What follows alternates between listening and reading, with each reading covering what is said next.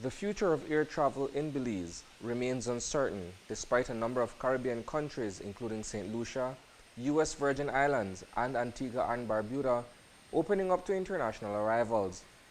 Without a fixed date for the reopening of the P.G.I.A, Belize may be risking an opportunity to capitalize on market share once tourism begins to pick up regionally. Those countries have done their risk assessments.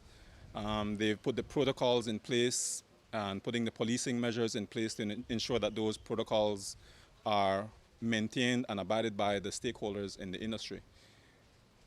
They've also, more importantly, made a determination, likely, and they've not made this known publicly, but they've likely also made a determination that the long-term economic impact of remaining closed may be too much of a price to pay as opposed to opening up their airports.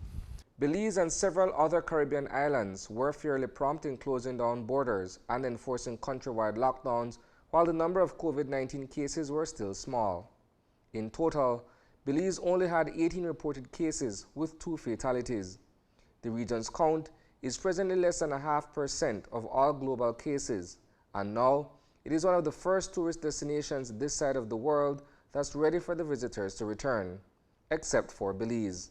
They would need to present upon arrival a negative COVID-19 PCR test result, and they would need to have obtained that negative result no earlier than 72 hours before traveling. We checked via our embassy in Washington and our consulates in Miami, Los Angeles, New York, and Chicago on the ease or otherwise of getting tests in the US in preparation for travel. It became clear that the processes differed widely from state to state and even among different counties in the same state. Still, the requirement for travelers to test remained a sine qua non for us as we sought to protect our coronavirus-free record in the midst of any external reopening. That essential condition taken into consideration, touting Belize's coronavirus-free record as a selling point to bring travelers back is somewhat a double-edged sword. We can't sell that to anybody because nobody can come here.